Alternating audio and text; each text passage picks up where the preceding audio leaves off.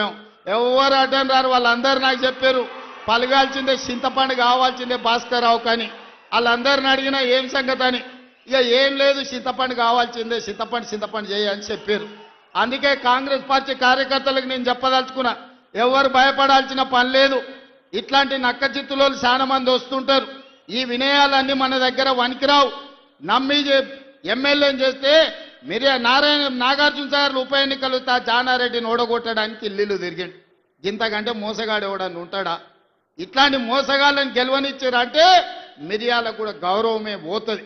అందుకే మిత్రులారా, ఈ మున్సిపల్ ఎన్నికల్లో ఈ వేదిక మీద నుంచి నేను ఒక్కటే మాట చెప్పదలుచుకున్నా.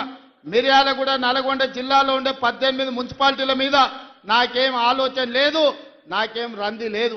100% మీరు గెలిపిస్తారు, నాకు నమ్మకం ఉంది. కానీ రాష్ట్రంలో 123 గెలిచి తీరాలి. ప్రజలకు ఈరోజు సంక్షేమం అందాలి అంటే, తెలంగాణ రాష్ట్రం అభివృద్ధి జరగాలి అని అంటే ఈ 2 ఏళ్లలో తెలంగాణ మున్సిపాలిటీలలో 17,472 కోట్ల రూపాయలు మనం ఖర్చు పెట్టినాం. కేవలం నల్గొండ జిల్లా మున్సిపాలిటీలకు 2,028 కోట్ల రూపాయలు ఖర్చు పెట్టినాం. మీ మిర్యాలగూడ మున్సిపాలిటీలో 295 కోట్ల రూపాయలు నిధుల మంజూరు చేసినాం. ఇవన్నీ మీ సమస్యలకు పరిష్కారం సరిపోతాయంటే సరిపోవు. భవిష్యత్తులో 1000 కోట్ల రూపాయలు తీసుకొచ్చి మీ మున్సిపాలిటీలను అభివృద్ధి చేసే బాధ్యత నాది. మున్సిపల్ శాఖ నా దగ్గరనే ఉంది. స్వయంగా నేనే పర్యవేక్షిస్తున్నా. మీ మిర్యాలగూడానికి ఏం కావాలనో, నల్గొండ మున్సిపల్ కార్పొరేషన్కి ఏం కావాలనో, నాగార్జున సాగర్ల ఇండ్ల పట్టాలు ఇచ్చారు, కొన్ని పెండింగ్ ఉన్నాయి. జయవీర్ వచ్చి నాకు చెప్పిండు, ఎన్నికలు అవ్వంగానే మీ నాగార్జున సాగర్లో ఉన్న మున్సిపాలిటీ నందికొండలో ఉన్న ఇండ్ల పట్టాల సమస్యను కూడా ఇవాళ పరిష్కరించే బాధ్యత మన ప్రభుత్వం తీసుకుంటుంది. అందుకే ఇవాళ వడ్డించేటోడు మనోడు ఉన్నాడు, కానీ అడిగేటోడు కూడా మనోడు ఉండాలి. ఎవడన్నా అవతలోడు ఉంటే మంత్రులను అడగడు, మంత్రుల దగ్గరికి ఓడు. మనోడై ఉండాలి, మంత్రుల దగ్గరికి పోయేటోడు ఉండాలి. వెనకటికి పెద్దోళ్ళు చెప్పారు, మట్టి పనికి పోయినా ఇంటోడే పోవాలని. మరి ఇవాళ మీ మున్సిపాలిటీలు గెలవాలంటే కౌన్సిలర్లు, కార్పొరేటర్లు, మనోళ్ళు ఉండాలి. అందుకే ఆలోచన చేయండి. 2 ఏళ్లే పూర్తి అయింది, ఇంకా 8 ఏళ్ళు మనమే అధికారంలో ఉంటాం. ఈ 8 ఏళ్లల్లా మీ మున్సిపాలిటీలను అద్దమోలే తీర్చిదిద్దే బాధ్యత మనం ప్రభుత్వం తీసుకుంటుంది. పక్కనే మా పద్మక్క ఉన్నది, కోదాడల ఏకగ్రీవం చేపించింది. పద్మక్కను మనస్ఫూర్తిగా నేను అభినందిస్తున్నా. ఇవాళ మున్సిపాలిటీలలో మన ఎన్నికల్లో మనం గెలవాలి. మనం ఈ గెలిస్తే పేదవాడు గెలిచినట్టు.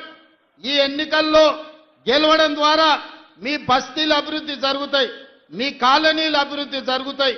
అభివృద్ధి జరగాలంటే అధికార పార్టీ గెలవాలి. అప్పుడే మీకు నిధులు వరదై పారుతాయి, మీ ప్రాంతాన్ని అభివృద్ధి చేసుకునే అవకాశం ఉంటుంది. చివరగా ఒక్క మాట చెప్పదలుచుకున్నా. మిర్యాలగూడల లక్ష్మారెడ్డి టికెట్ అడిగాడు, శంకర్ నాయక్ టికెట్ అడిగాడు, రఘువీరెడ్డి టికెట్ అడిగాడు. అవునా? అవునా? ఎన్నికలప్పుడు లక్ష్మారెడ్డి ఎమ్మెల్యే అయిండు, శంకర్ నాయక్ ఎమ్మెల్సీ అయిండు, రఘువీరెడ్డి ఎంపీ అయిండు. ఏనన్నా 3 పదవులు ఒక ఎమ్మెల్యే అడిగిన టికెట్లలోకి వచ్చినావా? మీరు ఆలోచన చేయరు. మా కొడంగల్లో కూడా నేను ఇచ్చుకోలేకపోయినా. కానీ మిర్యాలగూడ కార్యకర్తల అదృష్టం, టికెట్ అడిగిన 3కి ఒక ఆయన ఎమ్మెల్సీ, ఒక ఆయన ఎమ్మెల్యే, ఇంకొక ఆయన ఎంపీ అయిండు. మీరు ఒక్క ఓటేస్తే మీరు 3 సేవకులు మీకు వచ్చారు. అదనంగా మీకు వెంకటరెడ్డి, ఉత్తమ్ కుమార్ రెడ్డి గారు మంత్రులుగా మీకు అందుబాటులోనే ఉన్నారు. కాబట్టి మిర్యాలగూడ ప్రజలు అదృష్టవంతులు. ఈ ప్రాంతం అభివృద్ధి చెందుతుంది. రేషన్ కార్డులు ఇచ్చినప్పుడైనా, కార్యక్రమాలు తీసుకున్నప్పుడైనా, మంచి కార్యక్రమం ఏది మొదలుపెట్టినా నల్గొండ జిల్లా ఈ ప్రాంతం నుంచే మొదలు పెడుతున్నాం. ఇది కూడా చాలా మంచి కార్యక్రమం, ప్రజలకు ఉపయోగపడే కార్యక్రమం. ఈ మున్సిపల్ ఎన్నికల్లో మీరు ఒక్కటే గుర్తుపెట్టుకోండి, ఒక్కసారి ఆలోచన చేయండి. బూతులకు పోయిన తర్వాత ఇవాళ మా ఇందిరమ్మ చీరలు కట్టుకున్న అక్కలు ఆ ఎల్ల బతుకమ్మ చీరలు ఇచ్చిండ్రు. ఎన్నడన్నా కట్టుకునే కాబీలు ఉండేనా? బాయికాడ పిట్టల్ని భయపెట్టడానికి ఆనాడు బతుకమ్మ చీరలు కట్టిండ్రు. ఇవాళ మా అక్కలు బాజాబ్తా సారె పెట్టుకున్నట్టు తల్లిగారింటికి పోతే చీర పెడితే సారె పెట్టినట్టుగా ఇవాళ చీరలు కట్టుకొని మా అక్కలు వచ్చిర్రు. ధైర్యంగా ఇది మా ఇందిరమ్మ చీర, మా ప్రభుత్వం ఇచ్చిందని కట్టుకొని వచ్చారు. ఎంత మంచిగా ఉన్నారో చూడు, ఎంత చక్కగా కనిపిస్తారో. దసరా పండుగలాగా జమ్మికెళ్ళినట్టుంది మా అక్కల్ని చూస్తుంటే, పాలపిట్ట కలర్. జమ్మికెళ్ళి పాలపిట్టను చూడడానికి పోతాం. ఇవాళ మా అక్కల చీరలు కూడా పాలపిట్ట కలర్తో ఎట్లా మెరిసిపోతురో చూడు ఆ స్క్రీన్ మీద.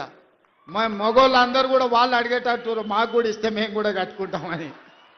అందుకే మిత్రులారా, ఇవాళ ఓటేసే ముందల సన్న బియ్యాన్ని గుర్తు చేసుకోండి, ఓటేసే ముందల రేషన్ కార్డును గుర్తు చేసుకోండి, ఓటేసే ముందల 200 యూనిట్లు ఉచిత కరెంటు గుర్తు చేసుకోండి, ఓటేసే ముందల రైతు భరోసా గుర్తు చేసుకోండి, ఓటేసే ముందల రైతు రుణమాఫీ గుర్తు చేసుకోండి, ఓటేసే ముందల ఉచిత బస్సు ప్రయాణాన్ని గుర్తు చేసుకోండి, ఓటేసే ముందల 70,000 ప్రభుత్వ ఉద్యోగాలు మీ పిల్లలకి ఇచ్చిన విషయాన్ని మీరు ఇవాళ మీరు గుర్తు చేసుకోండి. ఇట్లా ఓటుకు లైన్లో నిలబడ్డప్పుడు 2 ఏళ్లలో మనకేమైనా వచ్చిందా? 2 ఏళ్లలో ఇందిరమ్మ ఇల్లు మాకు ఎన్ని వచ్చినాయని లెక్క తీసుకోండి. ఇవాళ ఆలోచన చేసుకోండి, కాంగ్రెస్ పార్టీని గెలిపించండి.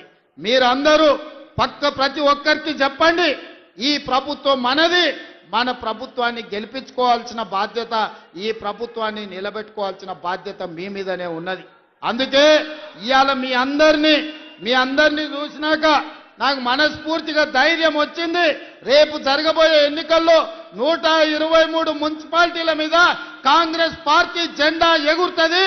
మున్సిపల్ గడ్డ కాంగ్రెస్ పార్టీలకు అడ్డా అని చెప్పి ఇవాళ మీ అందరినీ చూసినాక సంపూర్ణమైన విశ్వాసం వచ్చింది. మీరందరూ కూడా అండగా నిలబడతారు కదా, ఎన్నికల్లో అండగా ఉంటారు కదా, ఆడబిడ్డలందరూ ఓటేస్తారు కదా. సిద్ధమేనా? సిద్ధమేనా? సిద్ధమేనా? సిద్ధం అన్నోళ్ళందరూ చేయి పైకెత్తి పిడికిలు బిగించండి. జై కాంగ్రెస్, జై కాంగ్రెస్. హస్తం గుర్తుకే, హస్తం గుర్తుకే, ఇంకా గట్టిగా హస్తం గుర్తుకే. ధన్యవాదాలు మిత్రులారా.